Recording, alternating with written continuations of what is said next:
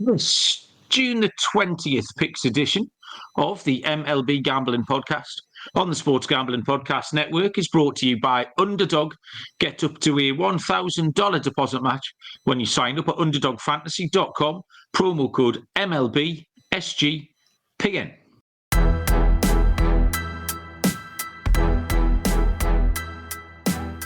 Welcome everybody to the MLB Gambling Podcast on the Sports Gambling Podcast Network. My name is Malcolm Bamford, coming to you from Newcastle upon Tyne in the northeast of England. Today is Thursday, the 19th of June. We are here to handicap as best we can a full slate of action for Friday, June the 20th. Joining me for the first time in ages is Mr. Scott Reichel. Scott, you've been doing the roster. You've been keeping us apart. What have I done to upset you, Scott? Let's have it out here and now. Truth is, it has nothing to do with you. It has to do with Dylan and Alante not exactly feeling that comfortable reading the ads and everything. So I've been trying to divide it up between us so we can do the ad stuff. So are we officially the senior partners then? Is that what's going on? Pretty much. I feel like I've been trying to make it, I'd say, presentable for the ads, even though my ad reads are terrible the entire time.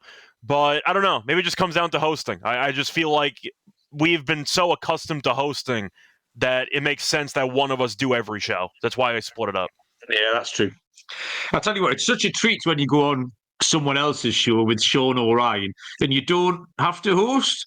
Yeah. It's really like a big load off your shoulder. You can watch the telly, you can look out the window, you can just nod and smile and do things like scratch your chin like you're listening when you're not listening. It's a completely different vibe. So there you go. Well, it's nice to see you, Scott. It's been a little while. We just had a little bit of football chat about the Club World Cup. Miami won tonight. Callum's in the chat. He's not impressed with Miami. I did not think for a second Miami were going to win tonight, but they did. And Lionel Messi scored a goal. So I'm sure all of America will be very excited. Lube joined us in the chat. Lube, how you doing? Eli is here. Michael's joined us and Skrills. So a nice solid start. If you are in the comments, say hello by all means. TVDBJ is out at the ball game live. He told us on Tuesday that he was going to the Brewers-Cubs game, which I think has just finished literally seconds ago. Did the Cubs hang on? The Brewers were winning. They almost blew the entire game, but I believe they won in the end. They won 8-7. Oh, literally, yeah. It's literally just finished, and the Brewers tried their best to blow a lead, but win 8-7. So well done, Trev. He sent me a photo which looked lush. Right, tonight we're going to do Friday's games. It is a bit of a funny one here because I think for the first time ever, this is the worst I can remember it. There's more games off the board than there are on the board. We've got that combination of the Thursday getaway day into Friday. But then a lot of pitching was in flux due to all the weather that was around yesterday. 3 games postponed yesterday. I think 2 of them spilled over into double headers today, which does mean that a lot of pitchers have been pushed back or haven't gone or gone early or gone late or something. But we will try our level best to give you a steer on the games that we can. Let me first point out that the college football team previews are back on the College Experience. Colby Danton, Moneyline Mac, previewing every FBS college football team, and you do not want to miss it. Even if you've got no idea what they're talking about like me, it's incredibly entertaining. Really enjoy those two. So we will start. There's been loads of good days ball going on today. There's been some funny stories kicking around. We'll get to them team by team as we start tomorrow with the Friday matinee, which is always fun. At 2:20 Eastern, the Seattle Mariners at the Chicago Cubs. Immediately, I've got a pitching change from the game I handicapped, which isn't a great start. George Kirby going for the Seattle Mariners, and it is left-handed pitcher Matthew Boyd who's going for the Cubs. Initially, I had Cade Horton going for the Cubbies tomorrow, but turns out it's not. No lines on this one. Like I say, we're seeing pitching changes really as we sit here and speak. George Kirby, he's finding his feet, George Kirby, which he was always going to. I think he had a late start of the season, and it wasn't a good start at all. But in his 3 June starts, he's pitched to a 3.18 ERA. All 3 of those games have gone under. Matthew Boyd he's pitching really well, actually. I'm pleased for him. He's quite an easy bloke to root for. Has been up and down over the time we've been doing this show. But 2.79 ERA so far this season in 14 games, which is a good effort. Under 117, with no issues with that at all. Really, really good at home. 2.25 ERA in those starts. Instinct was just an under. Obviously, we haven't seen the weather. We haven't seen the total. I liked both pitchers. Seattle's offense, never. I can't remember the last time you're really inspired. Seattle, they're not the 500 on the road. I wouldn't want to back them. Certainly didn't want to pick them against Cade Horton.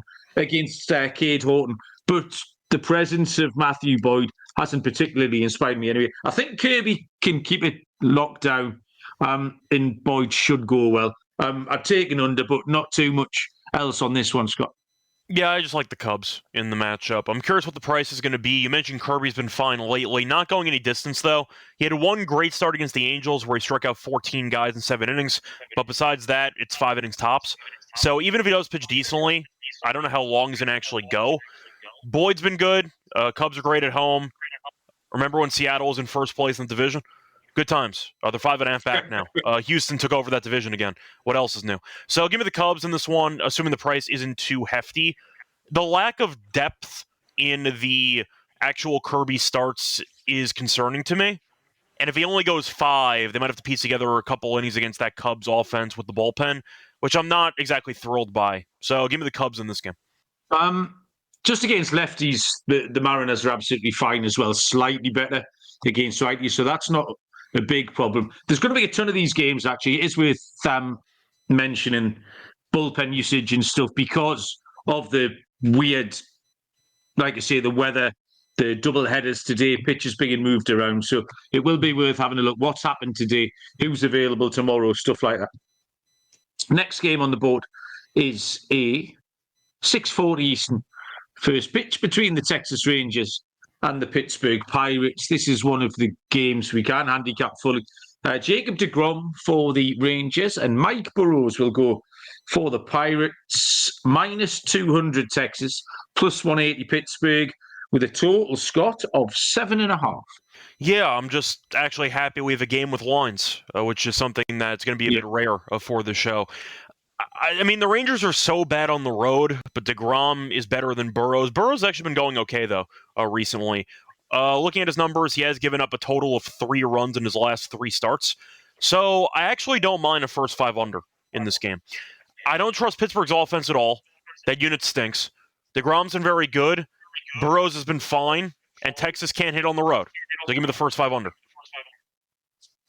Yes, Scott, that exactly was my pick. deGrom's just been brilliant. Love watching him. Really pleased for him. 2.19 ERA, 0.91 whip. Slightly worse on the road, but that should still be good enough. And Burrows, I've been expecting him to fall off a little bit, but he hasn't. Relatively short starts. Hence, I think this reason you're keeping it first 5, the same as me. 4-5 innings pitched, but plenty of strikeouts, a decent winning record. If you look at the batting metrics for these teams, they are just plastered in red. They're not even like the pinky red. These are the dark red numbers, which are the terrible numbers. 3.6 versus 3.2 runs per game, a 229 versus a 224 batting average. Starting pitchers well on top here. Completely agree, Scott. First 5 under. 7:05 Eastern first pitch. The Detroit Tigers at the Tampa Bay Rays. Both teams are officially TBD. I've got Jack Flaherty taking on Shane Baz potentially. Scott, I don't know if you agree or disagree with that one. Jack Flaherty had a rare horror start last time out. Gave up 7 earned runs against the Reds. Had been very reliable before that. Shane Bass is going okay, and the Rays are rolling.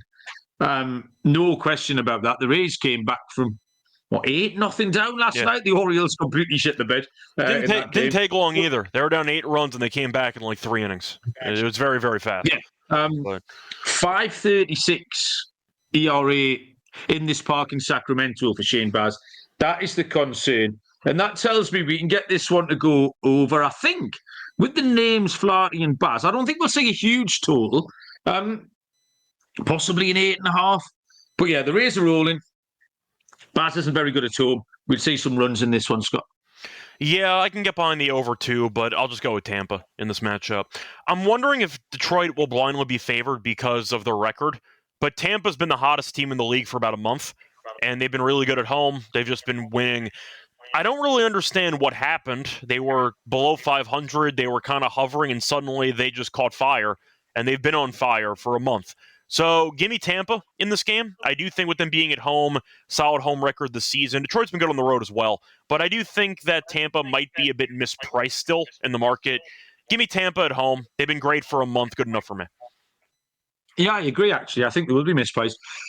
What Tampa do is they wait till no one's looking, and then they put a streak up. That's their favourite thing. They just wait until no one's paying any attention. And suddenly today, they were a game and a half back of the Yankees. I know the Yankees have shit the bed lately. They managed to get one today, stop the rot. But all of a sudden, out of nowhere, if you'd asked the question 2 weeks ago, you maybe would have gone double digits back. And all of a sudden, they were 1.5 game back. Next up is the Baltimore Orioles at the New York Yankees, which is a 7:05 Eastern. First pitch, Baltimore TBD. I believe it will be Tomoyuki Sugano. Confirmed for the Yankees is left-handed pitcher Max Fried. No lines on this one with Baltimore TBD. Scott, I mean, you can tell us a little bit about the Yankees. I saw you tweeting about Aaron Judge last week, and then I saw you tweeting about the Yankees being a little bit broken, and they lost to the Angels twice, managed to get one on the board. A little bit hairy in parts again today. Wasn't very convincing, but behind Fried, you've got to think they've got a good chance to back that up tomorrow, Scott.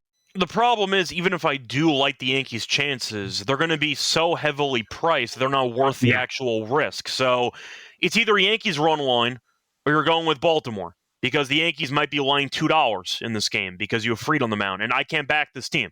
Yes, they won today. Anderson is so bad on the road. He got killed today. But the point is the Yankees have not been hitting well. The bottom of the lineup's been a mess. Volpe's been really bad especially. Judge has been ice cold. They had a bunch of home runs today in a very hitters-friendly environment with the wind in Yankee Stadium this afternoon. So I'm not going to overreact that much to one good game. Baltimore, though, yes, they choked away an 8-run lead against Tampa. They've been doing decently in that series. They've been better over the last week or two. They're not good, but at least they've been winning some games. For the value alone, I think it's only on Baltimore because I can't lay this with the Yankees. I like the under in the game. I'll trust Fried to pitch well. I'll fade the Yankees offense. Might be a decent total of maybe 8, 8.5. Think it's too high. One outlier Yankees good offensive performance is not going to sway me from backing the under trend. Give me the under in this game. Even the runs they scored today, they were in sort of two little pockets. They didn't consistently hit throughout the game. I think they scored 4 runs in the second, 2 two-run shots, and then they let the Angels back into it, and they got away slightly at the end. Like I say, it wasn't they were putting consecutive competitive at-bats together against Tyler Anderson, who you said does struggle on the road. The only thing that sways it is Fried has been so good. 9-2 record. A 1.45 ERA in Yankee Stadium. It's really hard to take that on as much as you don't want to take the Yankees. So I think the thing to do, Sugano looks to be progressing slightly. He was kind of holding Baltimore together single-handedly early in the season. His ERA is creeping up month on month. But he's been a lot better on the road. So we'll go with the first 5 under. I think Sugano can keep it tight long enough. And Fried will shut them down, or is more likely to shut them down than not. So, yeah, not a nice game to handicap that particularly. But, yeah, I'll go with the first 5 under. We will move on. Let me tell you first about the What a Prize at the Circa Ultimate Fantasy Football giveaway. Circuit Resort and Casino in Las Vegas, giving away the ultimate fantasy football experience for a 12-person league to draft in Vegas and be treated like VIPs for the stay. You get a limo ride from the airport, a $5,000 tab for stadium swim and a hotel stay for you and your 11 league mates. Everyone can get a 15% off at all Circa properties with the promo code SGP15. Enter the Ultimate Fantasy Football Contest for free at sportsgamblingpodcast.com/circa. That's sportsgamblingpodcast.com/CIRCA. And we're brought to you by mybookie.ag, your place to bet on every sport, including the NBA Finals and Stanley Cup. MyBookie accepts customers from a ton of locations. Head to mybookie.ag, promo code SGPN for a 100% deposit match up to $1,000. T's and C's apply. mybookie.ag, promo code SGPN. On the basketball, Scott, for some reason, my algorithm seems determined to make me watch Caitlin Clark get shoved around every day. What's going on there? Why is she getting bullied? Or is it just Twitter making it up?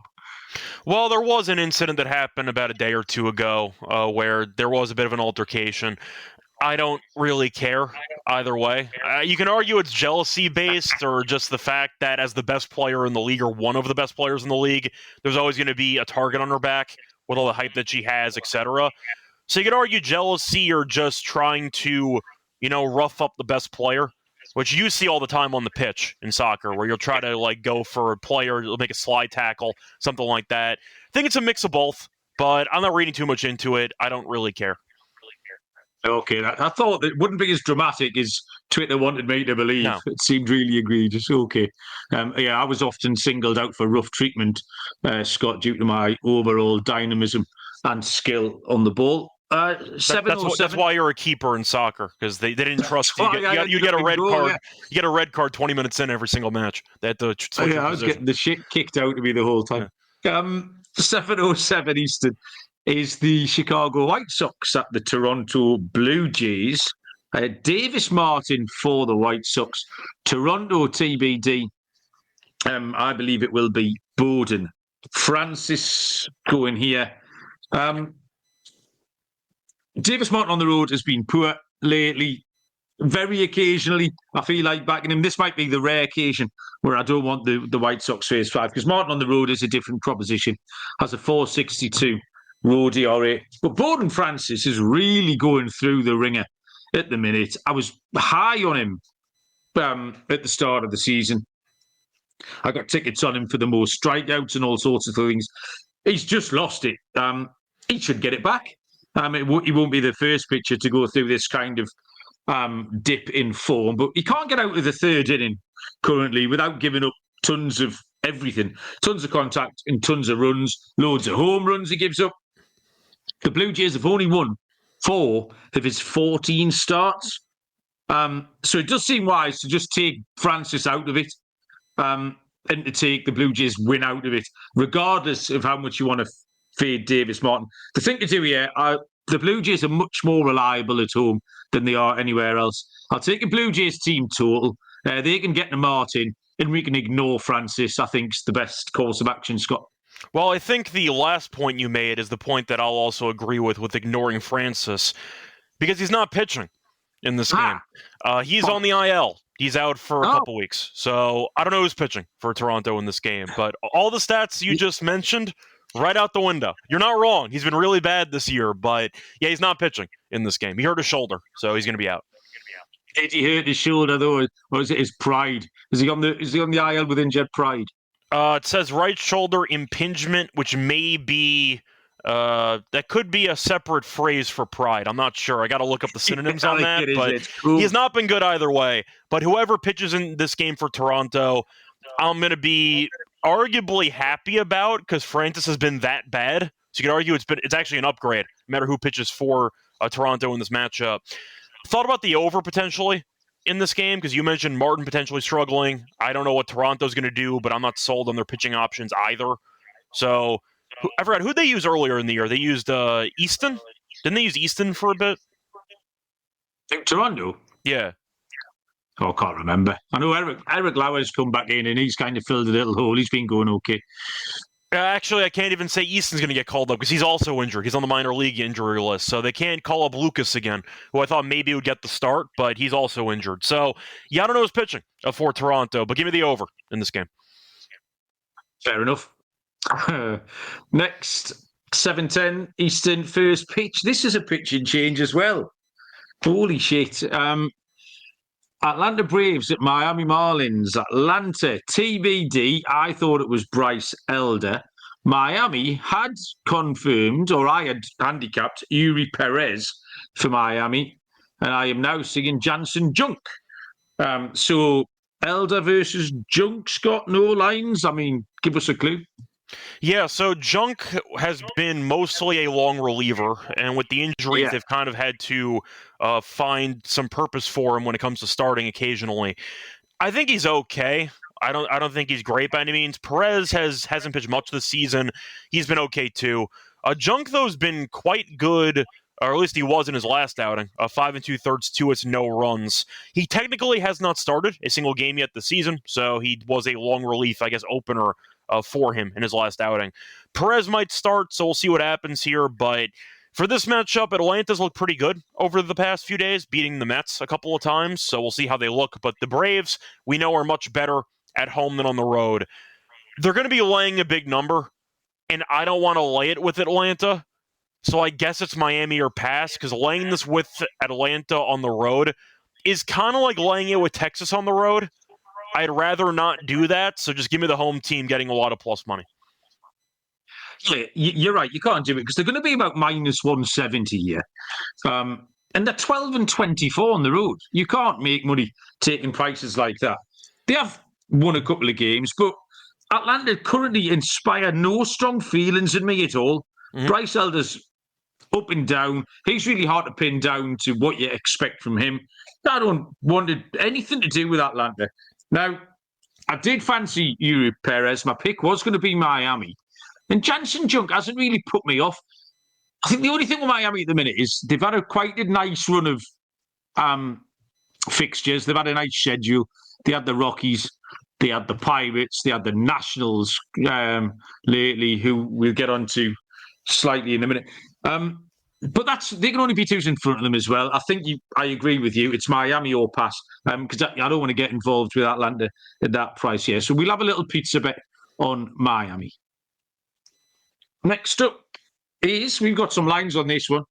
It is a 7:15 Eastern first pitch between the Cincinnati Reds and the St. Louis Cardinals. Brady Singer for Cincinnati and Andrea Pallante for the Cardinals, who are minus 137 at home. Cincinnati plus 110 and a total of 8.5.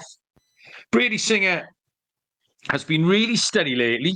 Similar stat lines in every start, which is helpful for us. 5 to 6 innings, 2 to 3 earned runs, 3 to 4 strikeouts, 3 walks. So we know what Singer's going to do tomorrow. Pallante, actually very similar lines. Barring one bad start at the Royals. But Pallante is slightly worse at home. Singer is slightly worse on the road. And those are the extra 2 runs that we need to get over that 8.5. The extra runs that both of them give up, like I say, in their splits, will get us over 8.5 here. Quite a boring sort of matchup, but I did think we could get over 8.5, Scott. Yeah, I don't mind it. I like the Cardinals in this matchup, though. Cincinnati's a team that has been very streaky all season.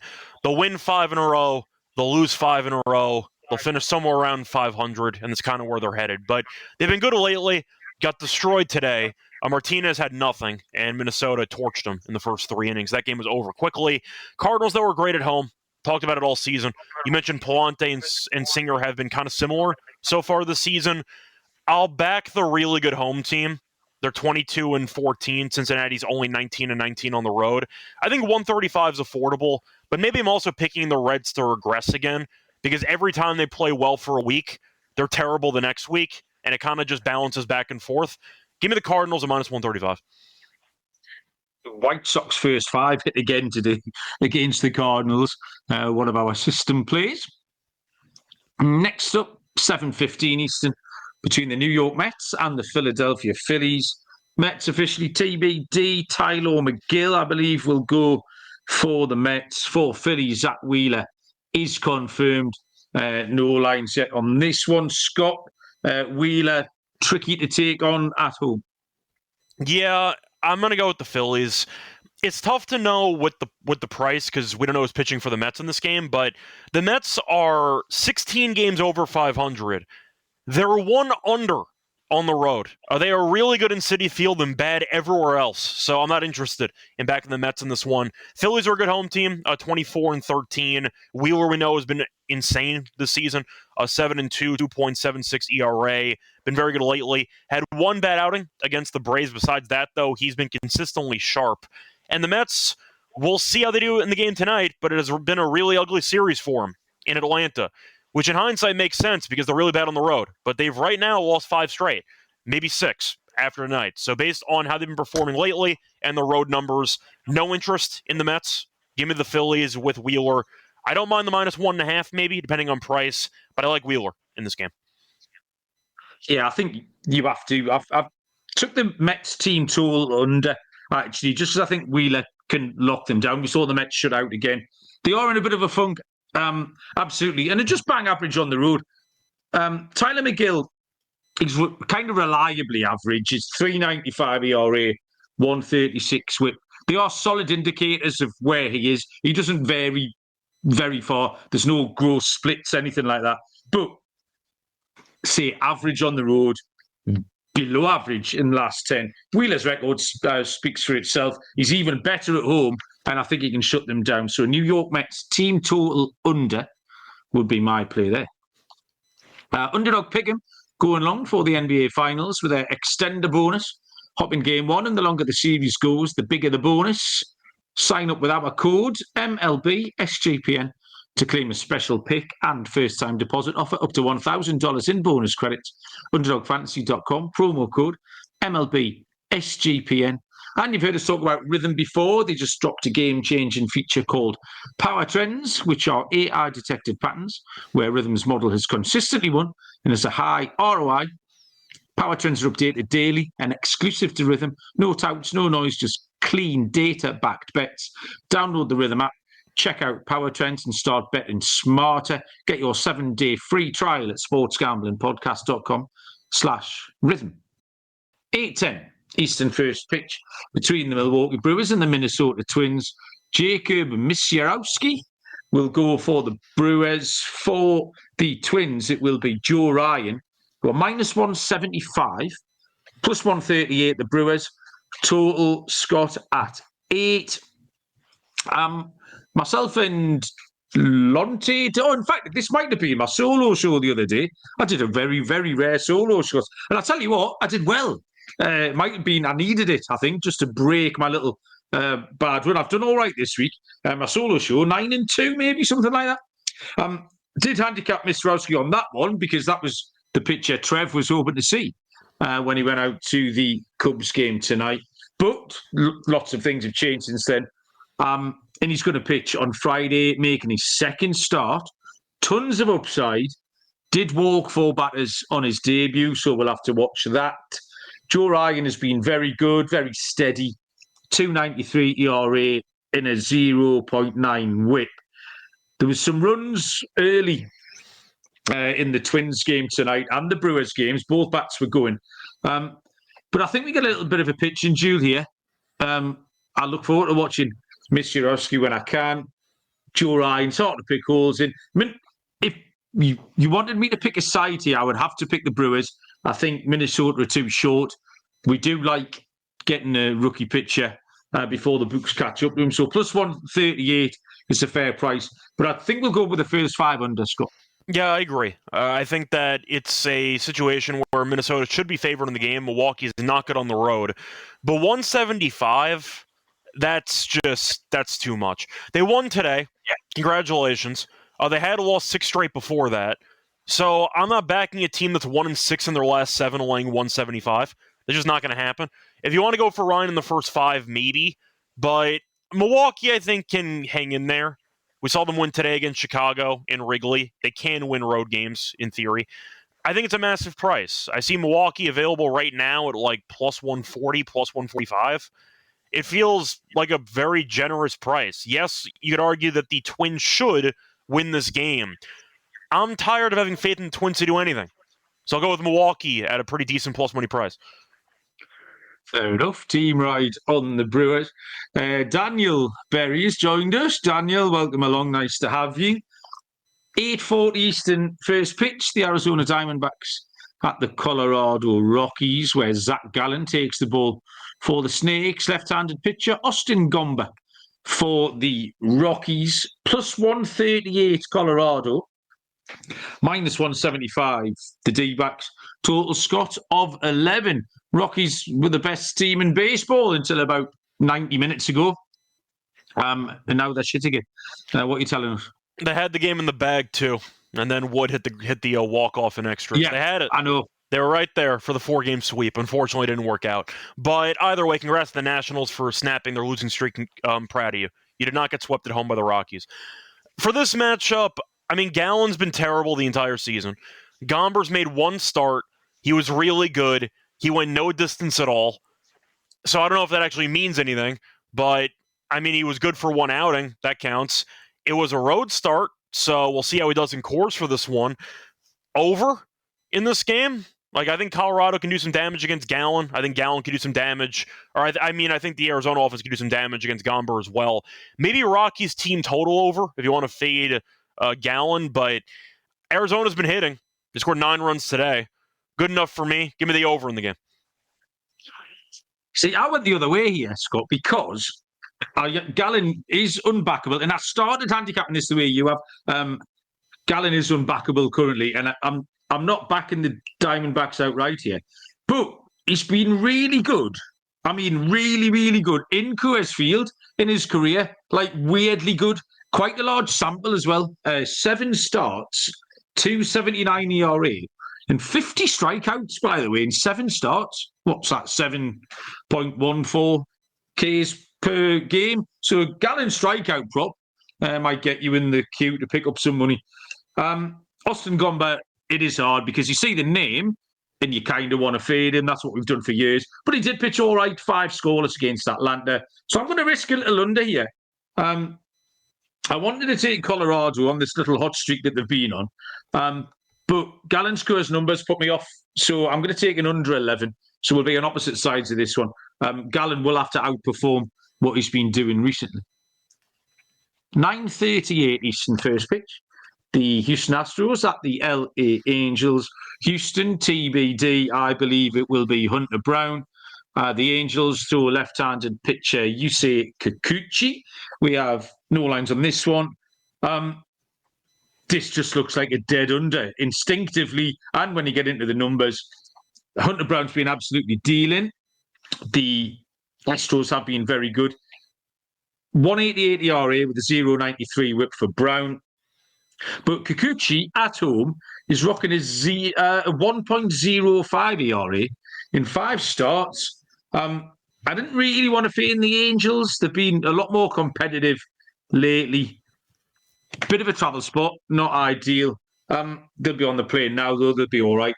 I think both pitchers have done enough to establish a little bit of trust.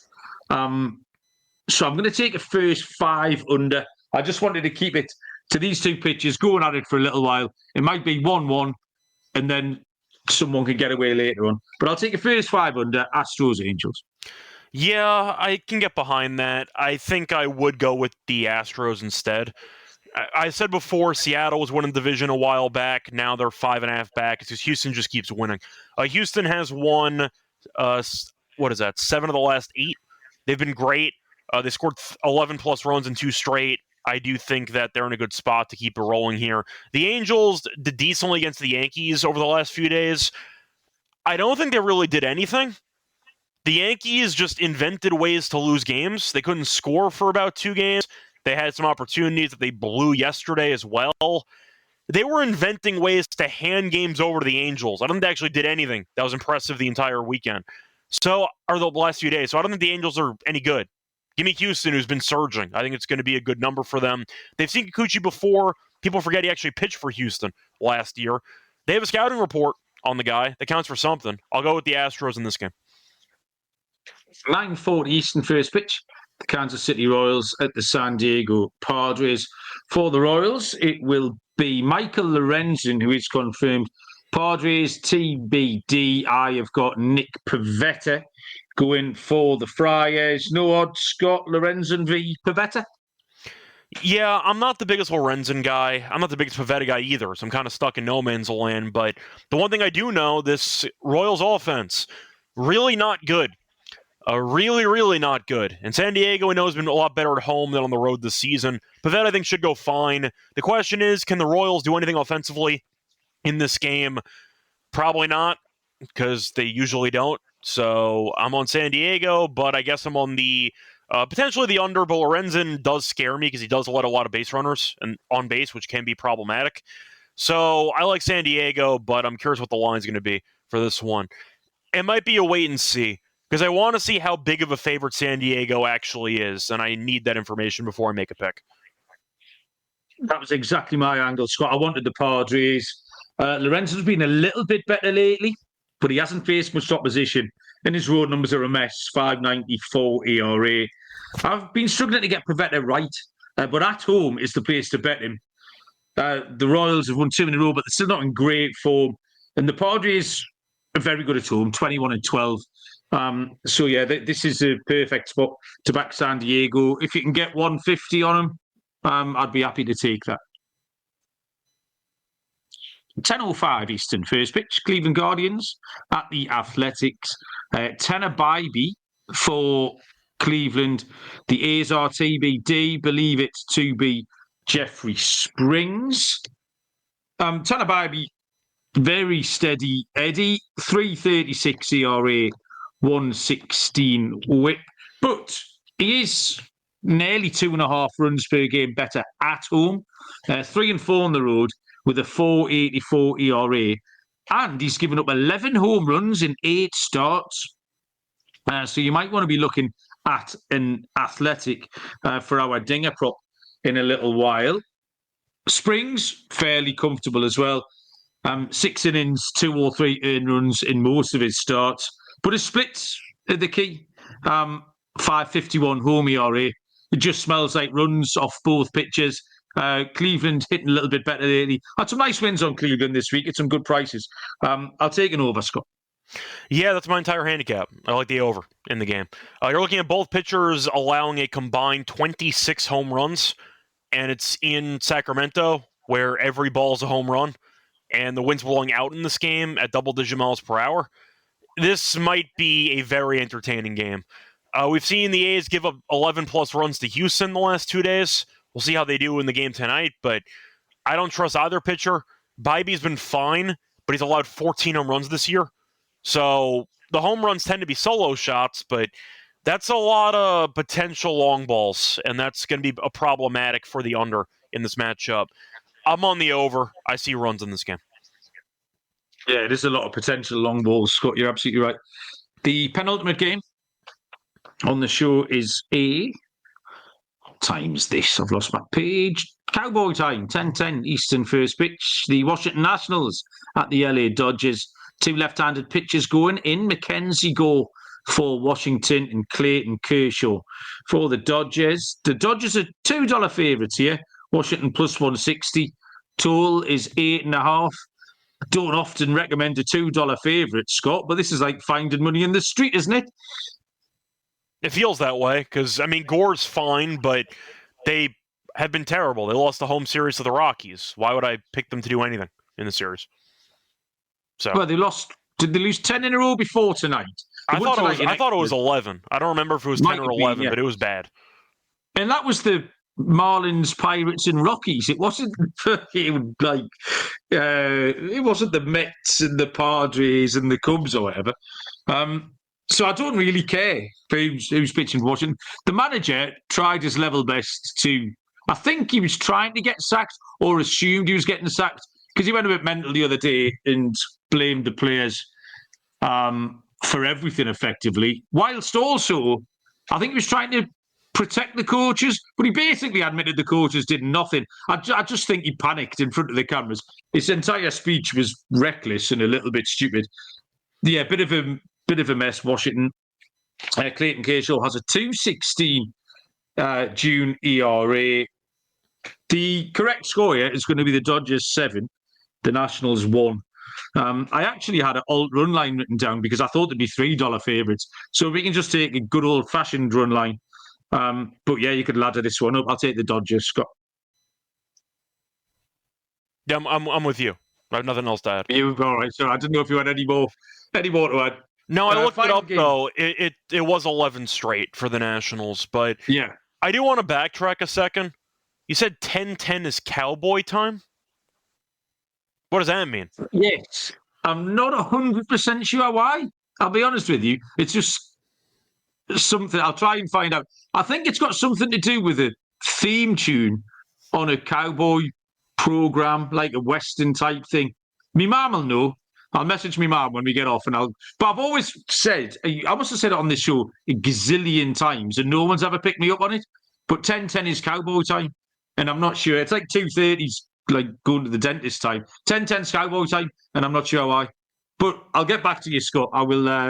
I'll clear up that. I don't know if that's a British saying, but the way you're looking at me now, I don't think it's anything. See, I would have imagined that like cowboy time would have been high noon, because I feel like that's referenced all the time in movies. But 10-10, I don't realize Cowboys had errands to do at 10 o'clock in the morning. Right, I've searched it.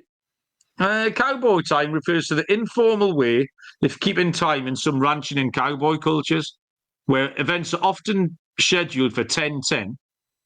This timing reflects a practical approach to ensure that everyone is ready and gathered before the official start time.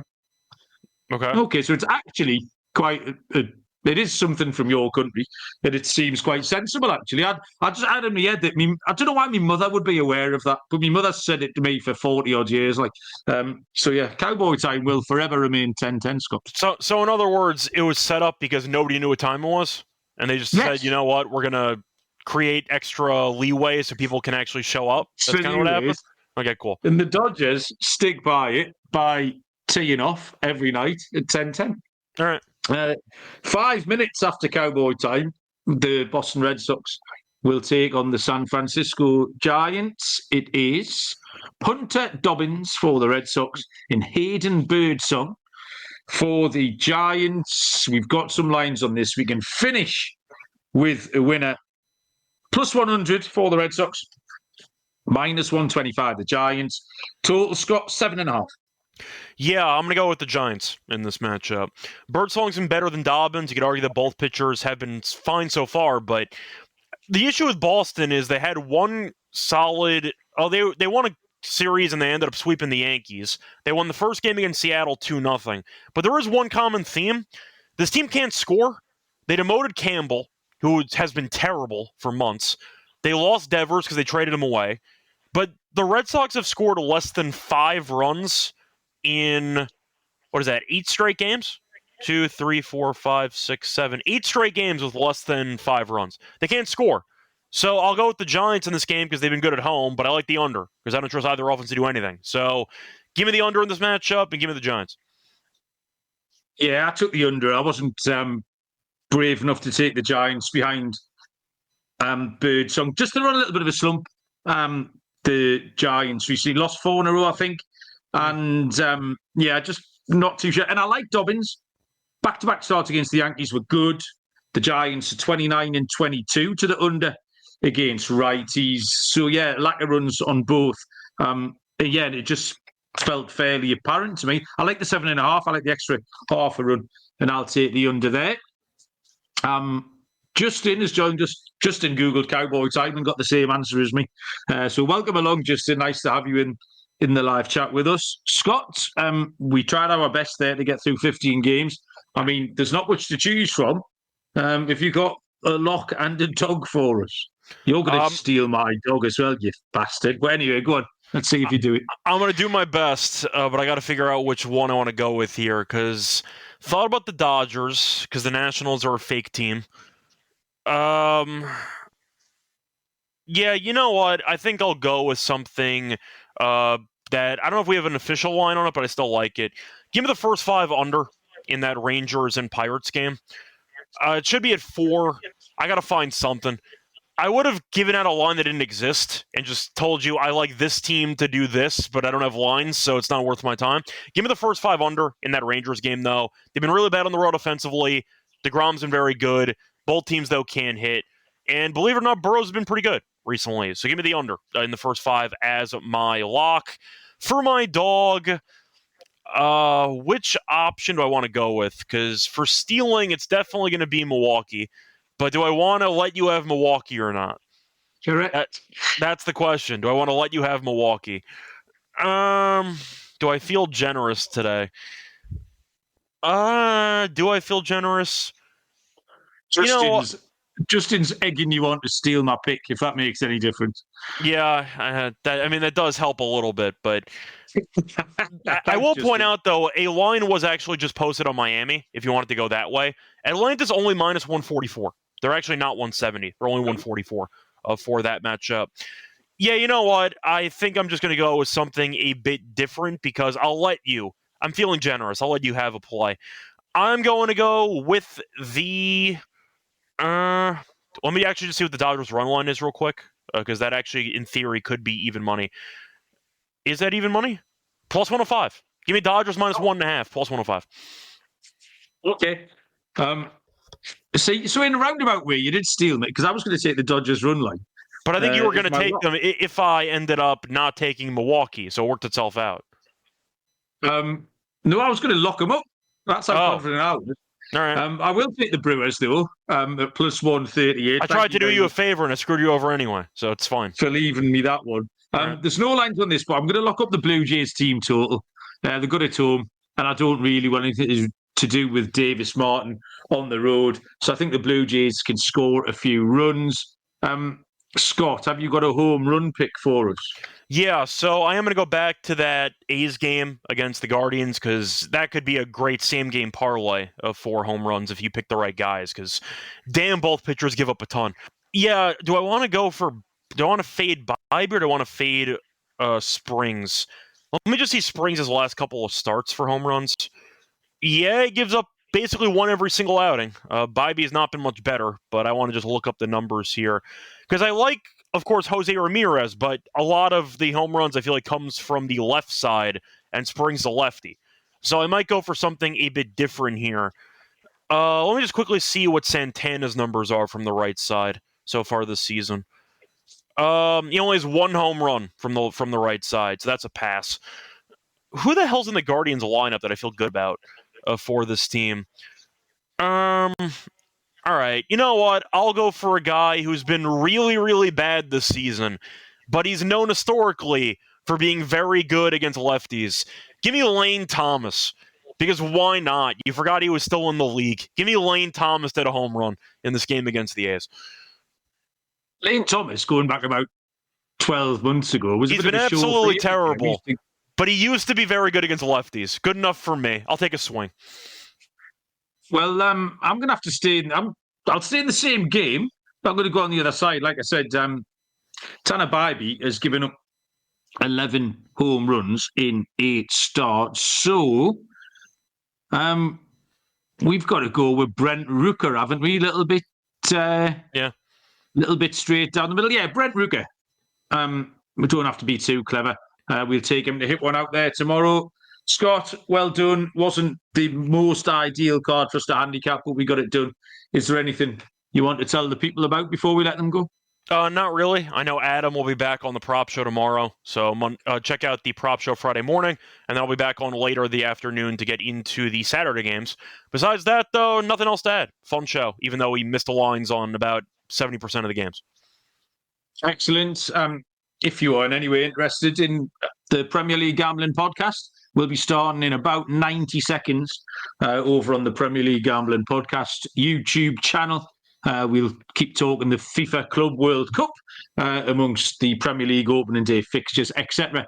Good luck with all your baseball bets over the weekend. I reckon I'll be back next Monday night. We will see you all down the road. Cheers.